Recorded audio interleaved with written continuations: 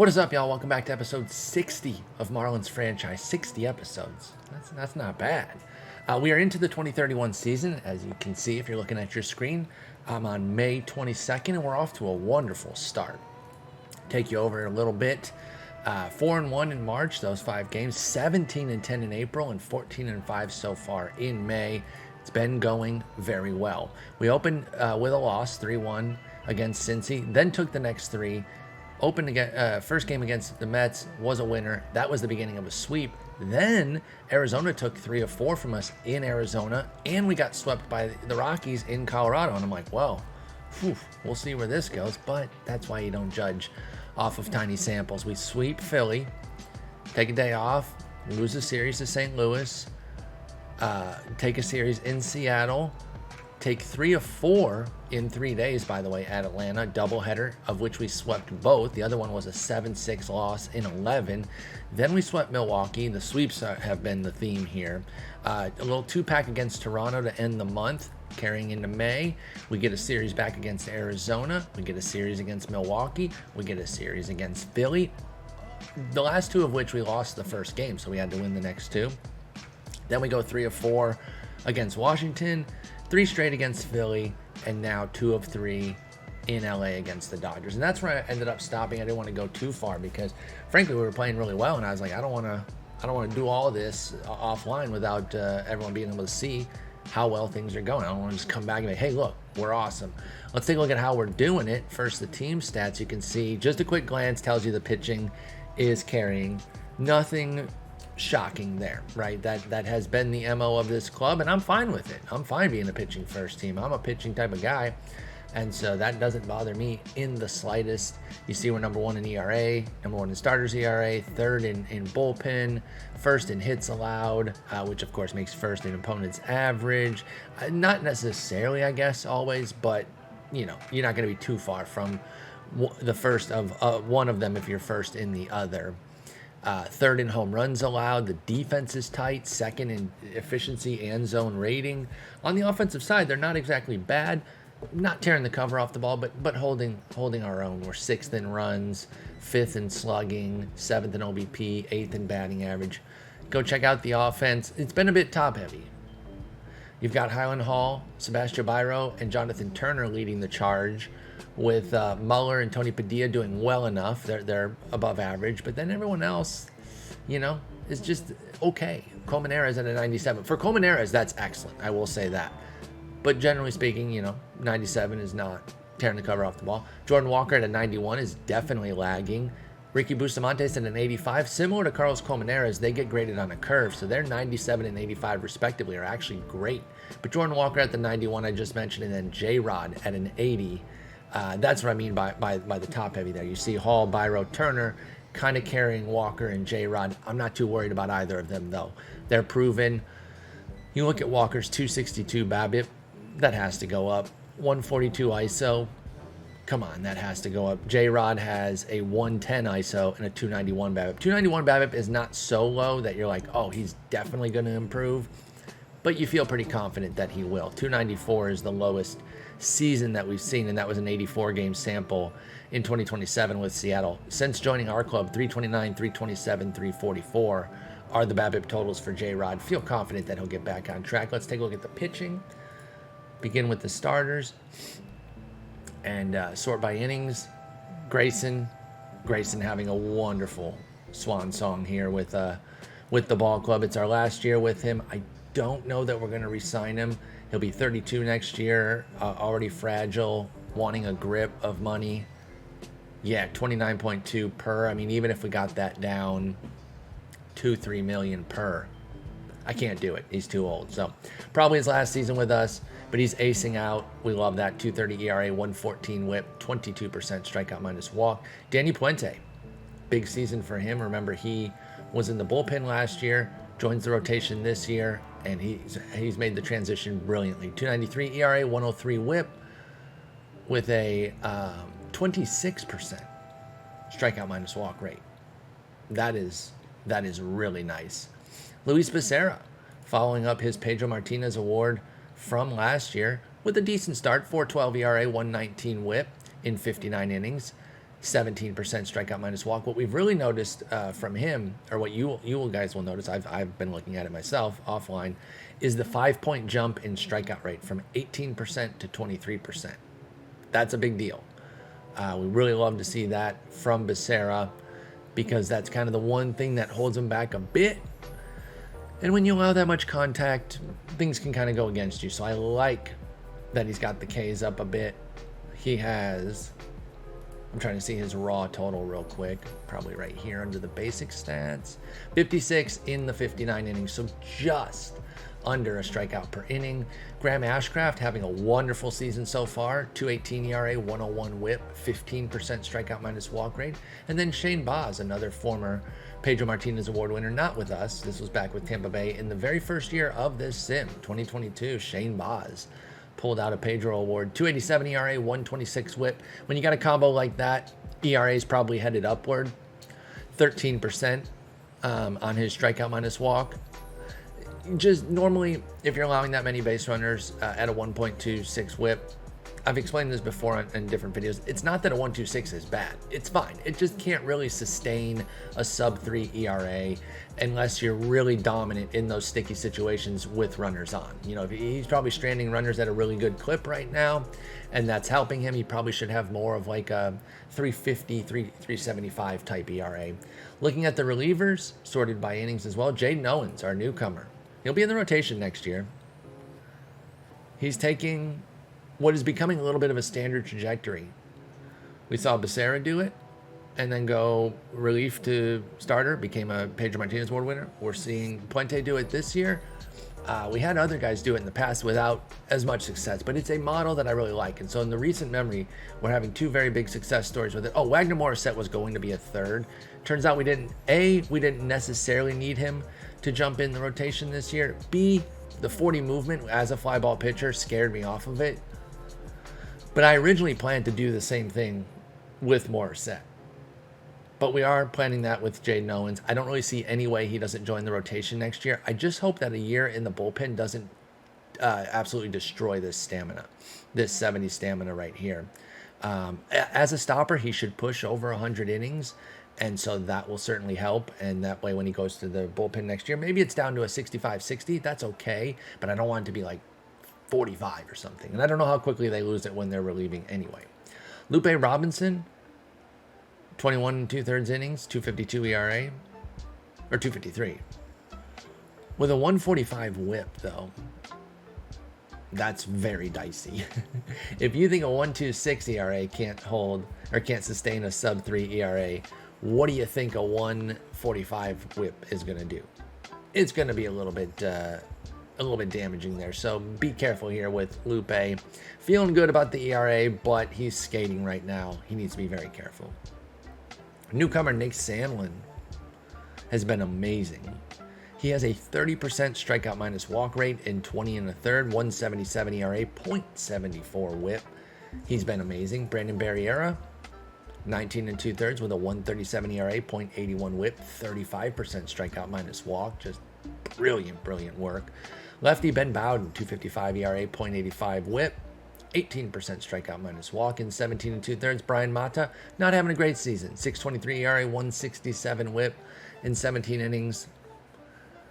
I see the 16% strikeout minus walk, and I feel like time will kind of fix it. 2.1 homer 9 is problematic, but he's an extreme ground ball with 55 movement. I don't think he's going to continue to allow homers at that clip, especially in our ballpark. Jake Brent's another newcomer, 15 1/3 innings with a 3.52 ERA, 1.04 whip, perfectly solid for Brent's, another lefty. And then Wagner Morissette, the aforementioned, he has not been good, 6.14 ERA, 1.50 whip in 14 2/3.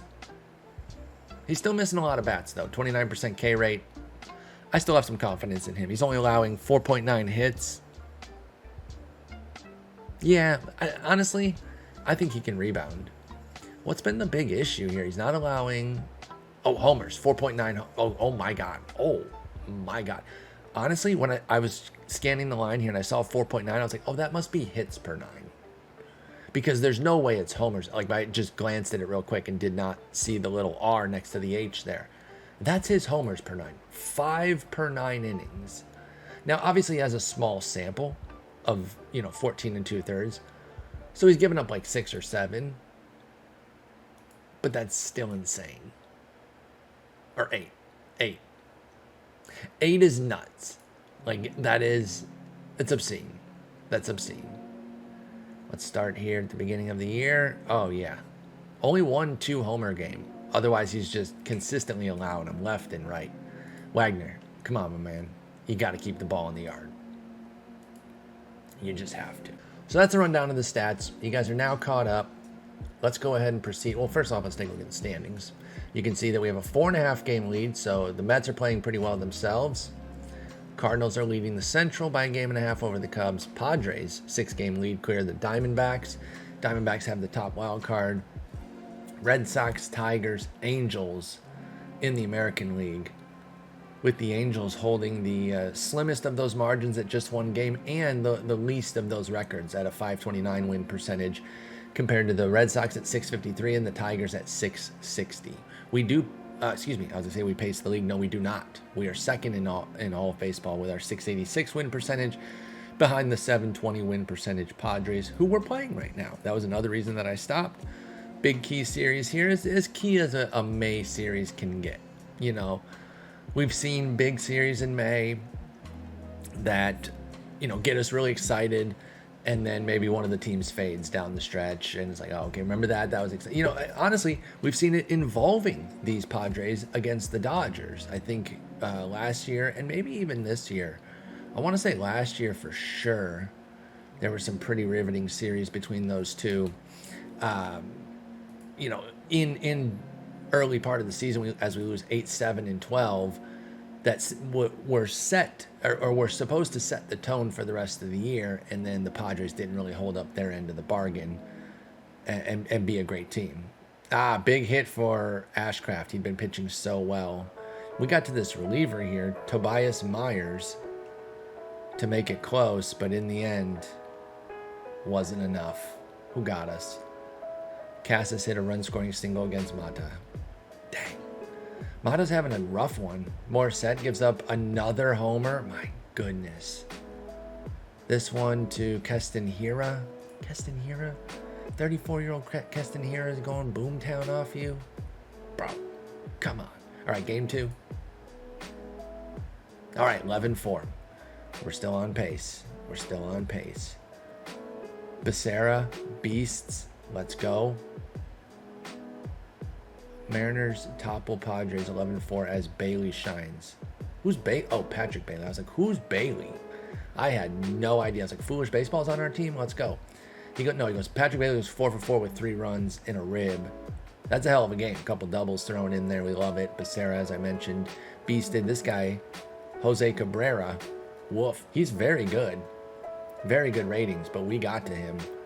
So just like they ruined Ashcraft's numbers a little bit, we ruined Cabrera's. Now we go into the weekend. 2 more games here in a 4-game set at San Diego. We win the Saturday ball game. Now we're in an opportunity to take the series. Now, Grayson had 17 punchies. Let's go. Turner ripped his 12th. Padilla got his 6th. That was in the 9th inning. That was a little tack-on run. We were winning all the way here. You can't touch Grayson. Grayson looking to get his second Pedro. 2029 was when he won with us, by the way. And if he did win it this year, that'd be 3 straight Pedros for the team. As long as we have somebody win it, we could have our 3rd straight. Let's take a look at some emails. Season ends for Slade. Ray Slade. Oh, dang. Not like the most important player in our minors, but a decent little reliever that I was like, okay, he's at AAA. He could come up if we needed somebody. So that is a tough loss. He's still on our top prospect. He's 26, or 23 rather. But he's going to be out for a minute. Dang. Did they put him on the injured list? Okay, they did. All right. Last game here. Let's get a series and a save. Come on. Oh, it doesn't save on Mondays in this league? I'm used to all my other leagues saving. Oh, I got it down to once a month. That's why. And all the games it always saves after the Sunday games. So I got a little phrase for everything. If if we win say it's a 3-game set, we win the first 2 games, and then we're playing Sunday for the sweep and a save, easy. If we lose the first 2 games, it's salvage and a save because we're trying to salvage a win, and then it's going to save the franchise. And then in this instance, because it's 2-1 that we're leading in a 4-game set. Let's say we were up 2-1 like we are, series and a save. That one's easy. Or if we were down, or since we did lose, we ended up with the split and a save. So I got an S word for everything to go with the alliteration there. Whatever the potential result is, we got the split, sweep, series. Is that it? Split and salvage. So we get a Monday off. We do go 2-2 at San Diego. That's fine. We lost both of our games by 1 run, and we dominated them when we won. I'm just saying we're much better. Okay, all I'm saying is this 4 games clearly proves that we are exponentially better. No, it doesn't really prove anything. We can feel a little bit better by only losing our games close and then winning ours with a little bit more margin, but push come to shove, we do know that does not matter. All right, we got the Rangers coming up. Uh-oh, Barriera's hurt. A little 4-day oblique strain. That's okay. We'll go ahead and let him ride with that. He can't pitch with it at all. It's 4 days, though. I don't think we need to try to put him on the IL. Let's go ahead and, they're not going to pitch him anyway, but I'm going to give him a little extra day. I'm going to go 6 days. The 4 that he's off and then 2 extras. We'll just pitch a man down. It's okay. We've got stamina in the bullpen. We have a 70, 60, 55, 55, 50, 35, 30, 30. Nobody even below 30. So we got it, right? Like just step up, grab a few extra innings for your boy Barriera. He is the second highest volume guy in our bullpen. Give some of those innings to Nick Sandlin. I will say, I was a bit nervous when they slotted him in as just the right-handed specialist. Even though there's plenty of right-handers, I was just like, oh, specialist role. Is that going to be pretty limited on the volume? And he's right up there. He's 4th in volume, but not too far behind the others in the bullpen there. So I'm not too worried about it. Let's see what Texas is up to. What have they been doing? Texas, 27 and 29. Okay, they're not bad. We don't want to take them too lightly. They've still got Bryce Bush, we know, is a big-time power hitter, but he's down to a 204 average. He's kind of all or nothing these days with a 45 contact, 35 avoid K. So don't let him beat you is the way I'm looking at it with him. You cannot let him beat you because you just got to strike him out. You got to find ways to strike him out. Don't let him get too much contact. They're better pitching, great bullpen, but pretty solid pitching, mediocre hitting. Let's not get got by Texas. Is it in Texas? It is not. We got 2 at home with them. First one, 2-0 loss. Dang it.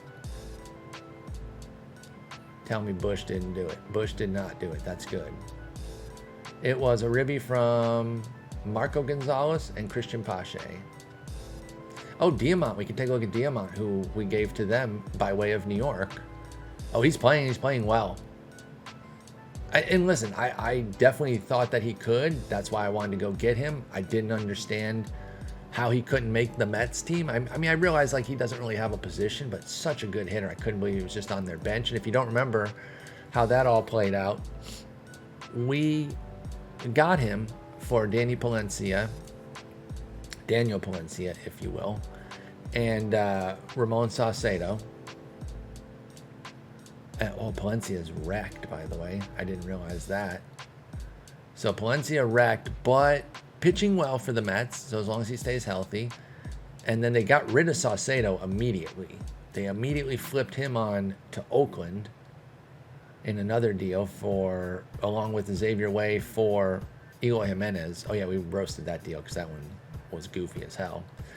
And then, so we made that deal. We gave him those 2 for Diamant and a second, and we immediately said, you know what? The way our hitting's going, I feel like we can go get something better for Diamant and maybe find something in the pitching realm that would help us. And that's when Jaden Owens fell into our lap here with the Rangers, and they felt like he was worth moving for Diamant. And hey, that makes sense if you look at what we just said about them. that their pitching is their strength and they need more hitting. Look, I mean, they're second in ERA without Owens. So they clearly were trading from some strength, and they're 7th in average, 8th in OBP, 6th in slug, and Diamant definitely helping that. So I'm talking win-win deal right here. They beat us in the first game, split with them. Come on now. One time for the split. Oh, a little mini sweep. Okay, they beat us 9-4. Ashcraft knocked around, but Robinson and Bowden really torched in the bullpen. That's a bummer. Padilla goes yard, so does Turner. Kobe Mayo went off. Well, Bush didn't beat us. He didn't even play in the second game. And we still lost 2 in a row to them. So, I don't know what to tell you. Pacquiao crushed a bunch of... Is this one of our guys? Nah, it's a West Michigan guy blasting us. Why is he on our list? Oh, high-risk bat. Oh, this is from way back when. And he's in West Michigan? Oh, 27 years old at high A. Bro, just take that job with your father-in-law and move on. You're not making it. All right, we got Baltimore. We got Pittsburgh now. I don't know why I was going to say Baltimore. We got Pittsburgh here. They're 22-34. Y'all, we are deep into this, guys, right? It's 2031. Pirates fans, I'm sorry. I hope it doesn't play out like this for y'all. That would be devastating. They've had one good season, 83-79, that made them finish second, and they didn't even make the playoffs for that. Because the 83-79 is not that good. How are you going to get a wild card off of that? So it's pretty rough. They can't possibly keep up like this. They have one of the best farm systems in baseball in present day, 2022. And if it doesn't pan out and this is all it yields. Now, one thing I will say, and this would be weirdly like a silver lining, I guess, if they played like this, they haven't had 100-loss season. I mean, that's like the best thing I can say about it. That's the best thing. By the way, their pitching sucks and so does their hitting. They're bad. We should beat them. So don't mess it up here. We've got a 4-gamer that extends over to June. Game 1. Win 10-1. Let's go. Who went yard? Padilla again. Highland Hall. Adrian Muller. Becerra dominant. Game 2. Got him. 3-1. Let's go. J-Rod goes yard. Grayson brilliant. Game 3. We lose. Okay. They're going to be trying to get the split. We can't let them get a split. 4-gamers are tough to win, even against mediocre to bad teams. It's just tough to win 3 out of 4. But you got to do it. You got to do it against a really low-tier team, especially because we're an upper-tier team, plain and simple.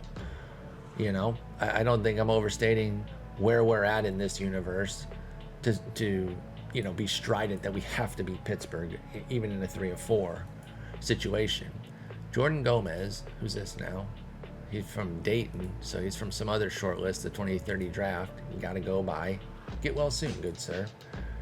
Player suspended in Sod Poodles, Naturals, Donnybrook. Oh, Rowan Kelly, that's a former player of ours. I am familiar with that name. He was on the default short list. He can be a former top prospect. I feel like he was something of a prospect for us for a brief moment. But not really. This is his first year out of the org. They signed him as a free agent. They put him at AA at age 25. That's not the end of the world. You could still make something from there, but it's tough. Muller has a strained oblique, and he's good to go. Player development, Wagner Morissette's stuff drops, his movement drops, so his potential drops. That's a little bit alarming, but things like that fluctuate. I tend to overreact a little bit too much sometimes when I see those, and I'm like, what's going on? Because I feel like sometimes they move down even when a guy's not performing poorly, and I'm like, well, I don't understand that. But then other times they move up, you know, even when they're performing poorly. So I don't know. They fluctuate. He is struggling. So this one does not bother me. I shouldn't have used this as the example to bring up ones that sometimes bother me that I overreact to. But either way, even with this one, even with him pitching poorly and deserving to get hit a little bit, I'm not too worried about it. He still has 5 homer 9. One thing I wish I could do would maybe take him out of the secondary closers role, because that's not good. I wish there was a little bit more in this right here, which is the suggested role. You only got starter, reliever, closer, and it's like, I wish they had more of setup, middle relief, long relief, closer, stop, like all the names that are in there. But that's okay. It's fine. We're gonna let him work through it. It's still just 16 innings, and he was great for 115 innings last year, and damn good for 45 the year before that. So this tiny sample does not define who he is. Torkelson won the American League Batter of the Month. Cool. Just taunting us. De Los Santos got the NL. He's on our... Oh yeah, I added him to the wish list relatively early. It's just a way to keep tabs on some guys too. And I didn't really know much about him before I started this. I knew the name, like I could recognize it as prospect, like low tier prospect. Because in present day right now, he is not really on the landscape unless you really follow prospects. I want to see where we ranked him over at Fangraphs. Fangraphs this year, we had Davison 9th in their system, in Arizona's system. He's 18 years old. So, you know, I've always mentioned how my bandwidth really extends to about AA, and then high A and below. I know a handful of guys, but not too much, just because, listen, there's only so much you can know, right? I try to know the majors extremely well, AAA very well, AA very well, but then after that, it's like you start to lose space to know all these player profiles. But this game has helped me learn deeper into the minors of players, and Davison is definitely one of those. Started to see him pop up. 2025 opened with a 39 homer season. It's like, who's this guy? Read up more about him. I've been rooting for him ever since in this universe, and now I'm a fan of his in real life. Sometimes the video game makes you a fan of a player in real life. Sometimes the other way around, where I'm already a fan of a player and I want to use them in the video game, but I like the other way around. I've mentioned how Joey Gallo, I became a fan of his because of MLB The Show. I used to be pretty meh on him as a fantasy player and everything. I was like, you know, and it still is a little I mean, this year was more than a little dicey, let's just be honest. And it hasn't fully rebounded with LA. He's been better, if only because he couldn't be worse. But I love him because he's a god in MLB The Show, and he's so fun to use there. So that made me a big Joey Gallo fan in MLB The Show. By the way, what's Manny Smith doing here? Oh, he was International League Player of the Month, or Pitcher of the Month. Good, that's a little pitching depth for us. Right there at the top end, AAA, 25 years old, throws 97, 99. Only really has the fastball, though. He's got good intelligence. I wish he had higher work ethic to maybe just develop. Like, I don't even need you to be a starter, okay? Like, you can relieve with this profile, but I wish you had one more pitch that you could really trust. Can one of our coaches, either at this level or if he comes up to the majors, finagle that slider into like a 55? Then we'd have something here. All right, moving on. We got Pittsburgh here. They're trying to get the split. We don't want them to. No split and a save. We want series and a save. Series and a save one time. Come on. Come on now. Hook it up. Boom, 5-4 dub. Series and a save. Let's go. Colmenares rips his second homer. Muller hit his 11th. Puente works around 4 walks, 6 hits in 6 innings, 8 punchies. That'll do it, you know. That'll get you out of the trouble. 2 blown saves. Sandlin, Robinson, Morissette all gave up runs. They really wanted to get this game closer. Now, you sure you guys don't want to play a tight one? Team was like, no, we don't. Thank you. We want to win. And thankfully we did. Now we go face the Mets for 3. Take a check on them. They're 36 and 26, 4.5 back. Let's make it further. Game 1, 10-8 loss in 11. Dang it. Ashcraft, smoke. Barriera hit up a little bit. Morissette blasted. Morissette's got to get sent out. I think he needs a head clear and send down. If I had more autonomy here on the pitching roles, I would just put him in a lesser role. But absent that, I got to send him out. This is just one of the trade-offs, and one of the reasons that I was okay hiring a manager who was in control of everything was to add a little bit of a degree of difficulty. It is a little bit harder when you can't just, put them where you want and decide, hey, you're going to be here. You know what? Let's give Manny Smith the shot. He's on fire. He's a 50. It's not bad. I do worry about the arsenal, but he throws 97, 99. Has good control. Let's see what we got. He's already on the 40 as well. Does this make him happier? Okay, good. He got happy on that. Let's see what James McDonald does. He puts Lupe and Sandlin into the setup role. I love that. I love Sandlin getting elevated into that setup role. That's fantastic. Okay. Good job, James. Pleasing me on that one. All right. We move forward. Game 2 at the Mets. 4-0. Okay, we got a chance to get the series. Padilla. Dude, I feel like Padilla's doing something every game. How's he only hitting 256? I know that's why you don't just judge off batting average, but I feel like he's getting every game's a multi-hit game. Okay, I'm tired of hearing it about Spencer Torkelson. What's he on? The one that got away list with Kyle Tucker and I think Tim Anderson. It's more the ones that got away, but it's a pretty slim list. He has a 197 WRC plus. Maybe we should have just signed him. I got to be honest, and I think I might have mentioned this when I was covering that deal. Is this Dylan Carlson going to Japan or to the KBO? Wow. Carlson going to the KBO at 32.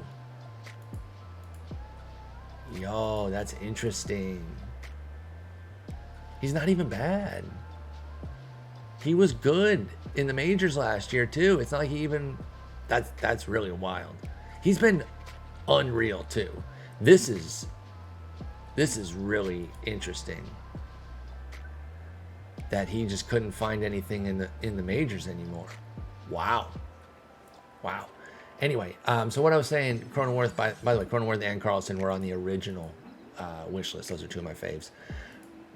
One of the things when I signed Muller, the success of Torque and Tucker, and really Tim Anderson, even though he was a free agent and the other two were guys that were on our team, their success drove me a little bit here in that I feel like we've had foundational superstars that we've kept around for more like, 2 to 4 years instead of more of like the 4 to 8 years. I know that's a wider range, but I think four seasons with a team have a chance to be impactful and be remembered with that team. So anything like in that 4 to 8 range, you can make a real big impact. 2 to 4, I know the high end of one framing is the same number as the low end of the other. 4 is that cutoff year, really, though.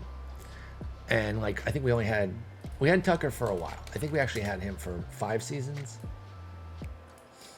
1, 2, 3, 4, 5.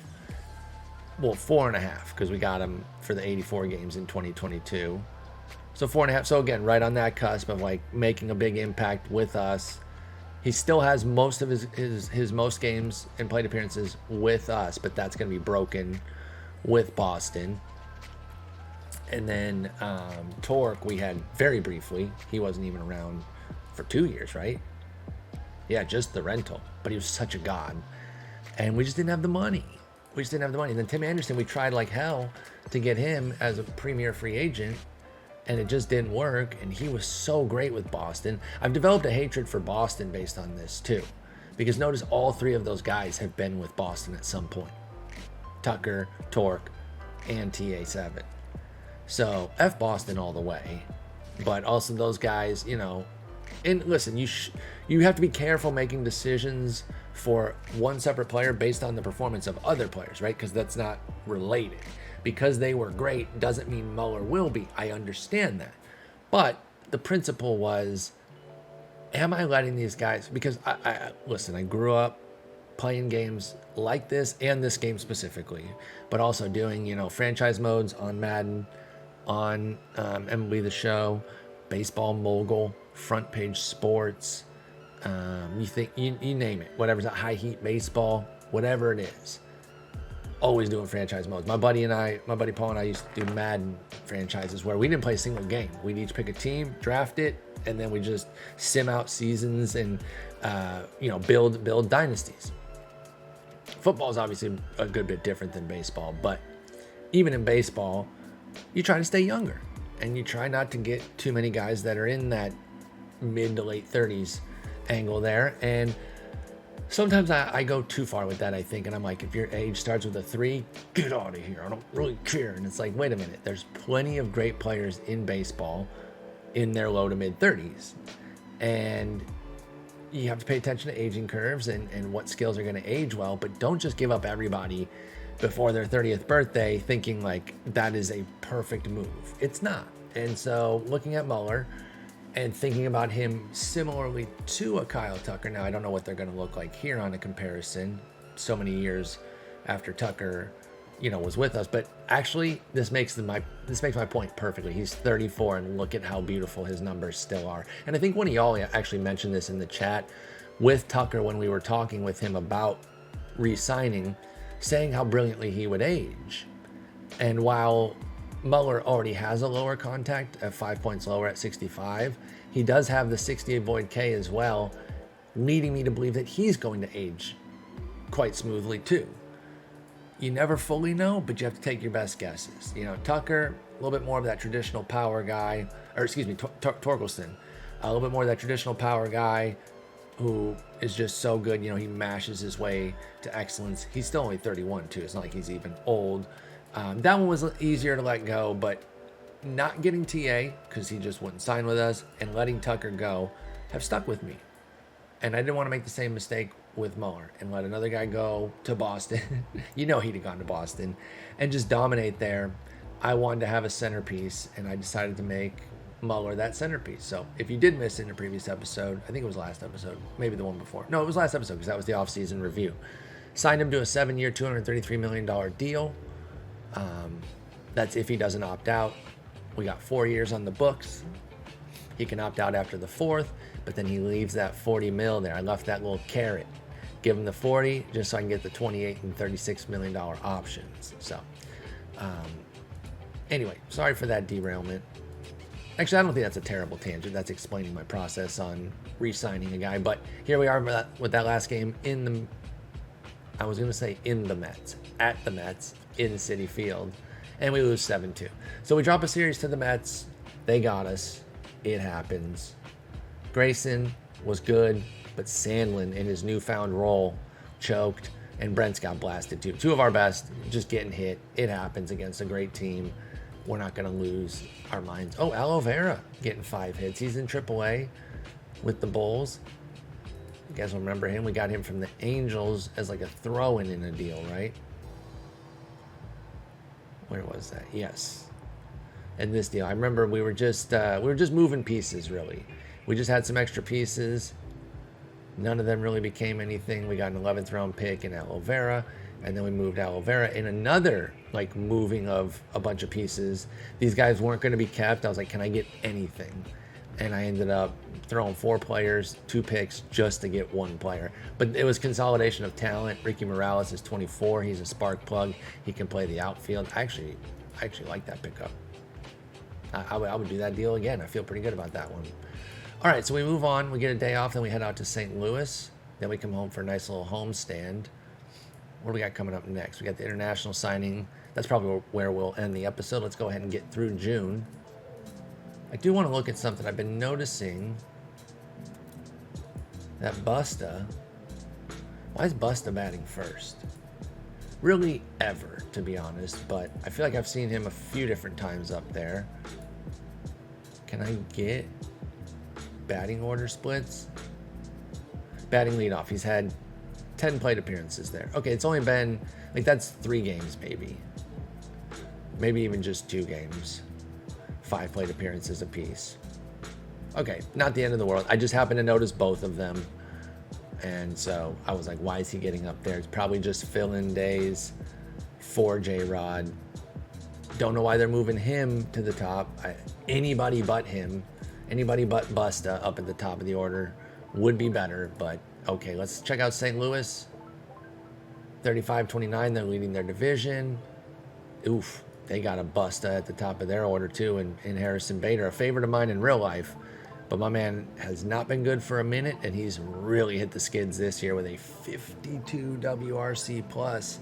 I'm sorry that there is no defense good enough to be putting up with that, especially atop your order. If you're keeping him at the 9 hole, okay, I get it. Especially if the rest of your offense is pretty good, fine. But no, look at this team though. Manny Machado, Gavin Lux, Tyler O'Neill, and Aaron Judge are their 2, 3, 4, 5. So that's 38-year-old Manny Machado, almost 39. 33-year-old Gavin Lux, who's wonderful, by the way. Machado, fine. He's about a league average type guy. His defense is really tanked. He's durable, but man, I don't know. Tyler O'Neill, who is 35, about to be 36. He's been solid. He's doing well. And then Judge, at age 39, he's wrecked, but he's awesome still. He's been with St. Louis for a couple years now. He went to Milwaukee after New York, and he's been okay. Like, he had a big spike here in 2023. Oh, he got traded the first year of our world here. So he spent most of our world not with the Yankees. So he was with Milwaukee, and he killed it in 2023. 6 WAR, then 2, 4, 2, 2, 1. Those are his WAR totals. And he missed games during most of those seasons, but the lowest total of plate appearances is 442, or 437, excuse me. So to only put up 1-2 WAR, even with that many plate appearances, that's really bad. And then last year was a washout, 26 games. This year, 39 games so far. So he's wrecked. He's 39. It's a big name, but that's really it with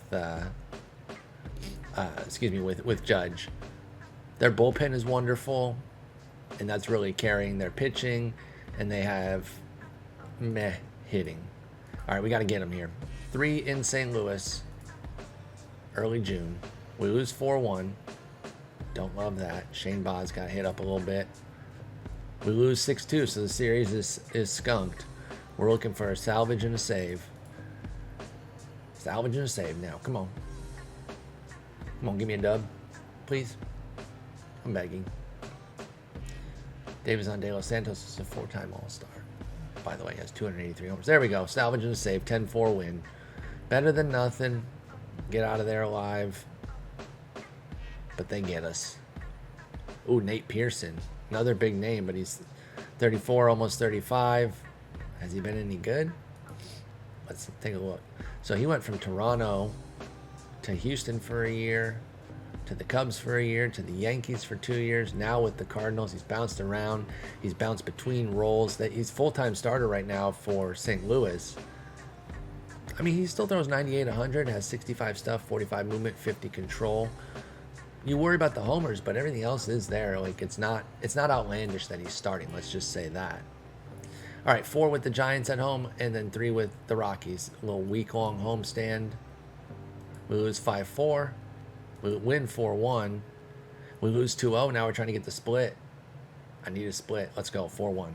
So we get 2 4-1 wins, and then we lose 5-4 and 2-0. At least we got the split. Little Brazilian pickup here. Toshihisa Abe. Okay. High work ethic. Good stamina. 3 pitches. They need that changeup to develop, though. It's only got 35 upside, but 50-50, 45 at age 16. Hey, there could be something here. I can definitely see how this works. He gets to be on the top prospect list off rip. And we'll see what happens there. All right, so we take 2. We go 2-2 against San Francisco. That's fine. 3 against Colorado. Are they any good? I didn't look at San Francisco. Sorry. No, they're the 2 worst teams in the division. The Giants are really bad, so splitting with them is kind of a bummer.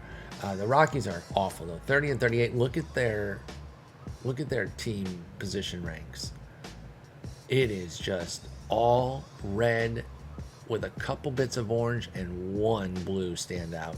Isaiah Mallory being second at shortstop, and that's it. That's all they can really hang their hats on. It is rough. Their offense is okay because, of course, they play in Coors, but talent-wise, it's thin. We need a big weekend series win here. Let's go. 2-1-11. Ashcraft pitches well. We got T-Money, run-scoring single, atta baby. Give me the series. There we go. 4-2. We got the series locked. Give me a sweep. Sweep and a save. Sweep and a save. 1 time for the 1 time. Oh, Khalil Watson had 2 doubles in a playoff game. Sweet. I didn't know that. I wonder what Khalil Watson's up to in our world here. And we get this the sweep. 5-1 win. G-Rod, strong. Bowden and Sandlin, really strong. We love that. Danny DeAndre, I forget. I have so many sims going right now because I've been doing these one-off miniseries. By the way, I mean, if you're watching this on YouTube, so check out the White Sox and the Orioles ones. But I can't remember where, but Danny DeAndre became like an 80 grade player for the Tigers in one of them. It's a worthless story because I don't remember where, and so it's like cool. It's peak cool story, bro. I acknowledge that. We had him for a while. Where did we get Danny DeAndre? We got him from the Twins, along with Austin Martin. Nothing became of him. For Daniel Cabrera, for Brian De La Cruz, and Ty Bothwell. So wait, does he start with the Twins? Because Daniel Cabrera is a Tiger. Oh no, we had Daniel Cabrera. I'm a dumbass. Yeah, Austin Martin, a Twin. So he starts as a Twin. I don't know. The name just, I remembered it from when he became an 80. Uh-oh. Wait, Ohtani pieced back out? He went back to Japan for the Tokyo Yakult Swallows? And what's he doing over there? He is all right. He has a 106 WRC+. Plus. He's 36, about to be 37. Is he pitching still? He is not. He has not picked pitching back up in the MPB. Listen, he's 36. He's about to be 37. And it shows in his profile. But he's a god. Let's take a look at his major league numbers. Stayed with the Angels the whole time he was stateside. Hit 42 homers just 2 years ago. 137 OPS plus on that season. Pitching, he stopped pitching effectively really in 2029. I mean, he's got a bunch of 4s here from 2023 to 2027. He was not an elite starter, but you're still taking this. You're still taking this all day, especially 200 inning seasons of a 412, 420. There's nothing wrong with that, especially with premium hitting. He's such a beast. Absolutely the MVP. Off day here, and then we get 3 at Washington, 3 at Cincy. Washington, 39-36. They're 8.5 back of us. We are in a veritable tie with the Mets for the division lead, so 8.5 back of us and the Mets, I should say. 3 at Washington. Here we go. 9-7 win, 6-7 loss. I hate saying the smaller number first. I just sometimes spit it right out when I see it written here because they put our score first. It's so annoying. You could just say loss 7-6. I would know that our runs were the 6th based on the loss. But I'm just blaming others for my mistake. 11-3 win. We get the series. Let's go. We love to see it. Busta. 4 hits. Pushing the average up to 244. There you go. 80 WRC plus is like right at that bottom line that I can accept from a premium defender. I don't think he'll stay there, but that's like right there that I could accept. I'd love like a 90-95. Even though it's below average, that would be totally fine from an elite defender, especially at center field. Trip to Cincy now. What's Cincy been up to? They're 35 and 41. They're also 8.5 back in their division. It's a lesser division. Solid pitching, mostly due to the bullpen. Decent enough hitting. They're enough to be dangerous. We don't want to take them lightly here. See what we can do. 3 in Cincy. Game 1. Lose 5-2. Win 10-5. Give me the series and a save, baby. You know how it goes. Series and a save. Coming through. Gotta be coming through. Come on. I don't know who's pitching here, but I need you to be big. I saw it. I saw the greenery. I saw the little bit of greenery. Boom. 2-1 dub. Series and a save. Shane Boz. Looking nice. Who's this? E. Robinson. He pitched well. Ethan Robinson had a great game. He did all he could. The offense couldn't support him, though, because they were facing us. Turner hit his 19th. Muller hit his 16th. We love it. And Busta back to his 0 for 4 ways. All right, we got Cubbies now. Cubs are 41 and 40. They're 4.5 back. We faced them in the playoffs somewhat recently. Triantos and Christian Hernandez were their dynamic 1-2 punch that they still have. Kirilloff at age 33. He's been okay. TA, as I mentioned, Tim Anderson. He's been here now for this is his 4th year. He just doesn't really fall off. Like, he has the one mediocre season here in 2028 where he had a 95 WRC plus, and it looks really bad compared to the 151 he had the year before and then the 129 after. But even in the context of, like, understanding, yes, it's a major fall off for him, he still put up a 3-win season. Like, he was still okay. But then he bounced right back and he's put up 2 more great seasons and a good one here so far. So TA's just been amazing. And then they got Tanner Houck and Garrett Whitlock. They've been working those former Red Sox. Well, and TA would be a former Red Sox too. That's not necessarily how they got them. I'm just pointing out that that's where we know them from in this present day world. I don't know how to say this. Tajake? I don't know. That's an interesting name. 80 stuff. 35 movement as a fly ball pitcher with 55 control and 80 stuff. So far, it's been enough to survive and not worry about the homers too much. 3.44 ERA, 111 WHIP, 1.1 homer 9. It's definitely working. He's got 70 stamina too. So I mean, putting him in the bullpen would definitely be a waste. You just worry about that movement. But right now, no need to worry.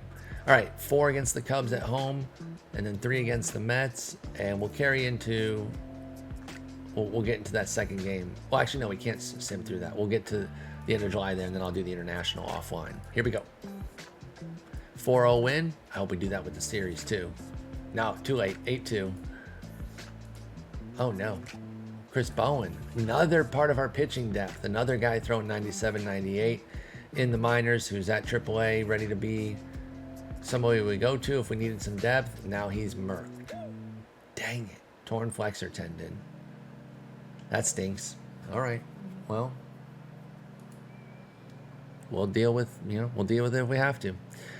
Reviewing the goals, record, he loves it. Can't be upset with a team's 6th on-base percentage. Let's go. Upgrade your manager. Yeah, well, I'm disappointed you couldn't find anyone with at least a legendary reputation. Shut up, dude. I'm seeing an improvement in the ability of the coaching staff working together. Okay, so he's happy about most everything. He's crying about the reputation. I knew that would be the case. Although, he said he wanted legendary. So even getting above good, which I think is excellent, that wouldn't have even worked. So I don't want to hear it. I don't really care what he has to say about that. He can shut his mouth. All right, we do have some folks coming due for no. That shouldn't be too bad. I think we just lose the 2 Cubs games. That shouldn't be too bad. Dang it, I hadn't had a hard quit like that in a minute. A hard crash. Dang. Let's see here. I think we just lose the 2 Cubs games. Not the end of the world. We were 1-1, so we don't get anything major by it. We don't lose anything. Oh yeah, we got to redo those days to figure out how they feel about us. So we lose the first one now, 4-1. And we win the second one 6-5. So we just flipped it. We're still 1-1. Bowen's still murked because he was probably hurt before that, and that was like a diagnosis pending type of deal. Arlison Rodriguez is murked. He's probably on my stoppers list. Yeah, that stoppers list was the worst thing I ever created, ever. Brooks McNiven. He's pretty great. Freddie Guzman, legendary at mechanics. I wonder if maybe putting him up higher, because I like the legendary mechanics, which is talent change, but only good on development. Good is fine, but maybe for high A, those being flipped would be better. Somebody who's legendary development, but like maybe good on the mechanics. I don't know. We'll figure it out. Right now we're in a situation where I think we've replaced everybody at some point. So most of them are guys that we're pretty happy with, that are pretty strong. Anderson Polanco, pitching coach, does it outstandingly. He doesn't have the best development, so I'll probably look to replace Anderson Polanco. And then Chipka, same thing, because those guys must have been leftovers. Sometimes the guys in the DSL and the Florida Coast League, is that what, no, what is it? Yeah, that's what it is, right? Yeah, FCL, Florida Coast League. Sometimes they're like leftovers, like that, in terms of guys that want to work for us. That's all we have available to us, and we just got to sign somebody that only has like a trade or two that we like. I think that's what happened with Polanco and Chipka. So we might look to replace them. I could see re-signing the other three though. Top 100 prospects, we don't have anybody in the top 10. Our system is 22nd. It's fallen off a bit. However, we've graduated a bunch of talent too. Let's be clear on that. You know, Turner's no longer really a prospect. I can take him off the prospect list. Oh no, he's on former top prospects now. But you know, he's come up through our system. It's mostly on the pitching side, where you'll see Becerra, Puente, Lupe Robinson. Owens is not really through our system, but he is a rookie with us, so sort of. And then Manny Smith, who we just called up, and he's off to a fantastic start. It looks like getting him to the majors is just what he ordered there. With his personality, now he's happy. Let's go. All right, let's finish the series against. I'm gonna save these two so we don't have that happen again. And then we got 2 against them, 3 against the Mets, and 1 against the Braves to wrap up this episode and finish June. Game 3, we win 5-4. Give me the series. We lose 5-4. So we split against the Cubs. That's fine. To the series against the Mets, we lose 5-2. We lose 3-2. We're going to lose 2 series to the Mets here. We're going to get swept. Salvage and a save, man. I need salvage and a save more than any of them. Sweep and a save, whatever. Split and a save. But, like, when you need one, oh, man, we lose 5-2. So we lose 5-2, 3-2, 5-2. We're on a 4-game losing streak. They've probably passed us. Oh, God, it's going to hard crash. Yes, they're on a win 5. We're on a lose 4. So now we're 3.5 back. Excellent. And the interesting thing about that is when I say excellent, I mean quite literally the opposite. I'm livid. But it's okay. Tiburcio Oliva, amazing name. I don't know how good this guy's going to be. Probably not very. The name is getting him on the top prospect list. Make no mistake about it. Make no mistake about it. That's it. That's the only reason, and I don't care. Luis Ruiz. Looks like an interesting reliever. Sure. We'll track him. He can make the prospect list. Ismael Fuentes. I'm not as interested in him. John Hampton is out in the independent league, killing it. Who's this guy? Oh, he was a top prospect of ours. When? And why did we get rid of him if he was a top prospect? We released him at the beginning of this year. Okay. That's probably why. The ratings are probably why, even though he's only 23. Yeah, that's fair. Take him off the prospect. You know what? I'll let him be a former top prospect. When did we take that guy? Like, how did we get him? Drafted in 2026, 17th round. Okay, come on. Honestly, he doesn't need to be on any short list. He was never really a top prospect. Come on. First base only guy from the 17th round. Come on. No, sir. All right. Well, that sucked. Last game of the month here. What are we going for the month? 14 and 13. We're trying to avoid being 500. You know, this is annoying because this guy has a great personality, but literally nothing else.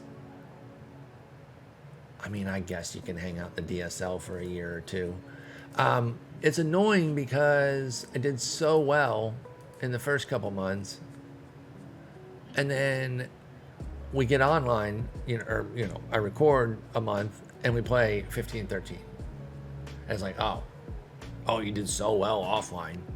Why'd you do that online? Not that we've never had success while simming, online, but dang, I was so excited to share with y'all because we were doing so well. I was like, I gotta slow down so that way we can share in the awesomeness. And I'm out here choking 15-13. That's all right. Not too worried about it. Take a quick look at the internationals. I get y'all out of here. I got a podcast I'm going to do, and then I'm running a team tonight. Our sim that we're going to do is all prospects. It's a full prospect team, 2022. We're just going to run the season, no injuries. Everyone stays healthy just to see how good it is. So I started with the Mariners, and I kept their guys, obviously, because they had the top system. So I kept a bunch of their guys and then traded for a bunch of others. Some of them are like super janky trades. I tried to give talent back, but obviously they weren't going to take like Robbie Ray, Adam Frazier, and Mitch Haniger. Nobody wants those three for even like the 25th prospect or whatever. But I was force trading it. So we'll see how it goes. We got some interesting players here. Luis Garza has a terrible personality. Never mind. Alexis Argamedo. Meh. Oh, Jesus Perales. Interesting. He doesn't have good defense behind the dish, but he's such a good hitter. I would move him somewhere else. All right, well, I'll handle this offline. And I know I just saved, but I don't care. I just always like to make sure. But we're doing all right. That was a tough month. I'm not too worried about it. We're a few games back of the Mets. Even if we were 5-6 games up on them, I would not think that it was secured anyway. We got it back down to 3. It's fine. We're good. We got plenty more opportunities against them. So we're at about the halfway point of the season there. What is that? 88 games, just over as far as an actual delineation between the two halves. We got the draft. We got international, the draft, and the All-Star game coming up. Then we have to figure out what we want to do about the deadline. So I'll debate if I want to do draft live, and by live I mean recording it, or just have it done and then we get into the deadline. Depends. So I'll kind of figure that out. We'll figure it out for episode 61. But thank y'all so much for watching. Hit that like, hit that subscribe. Peace.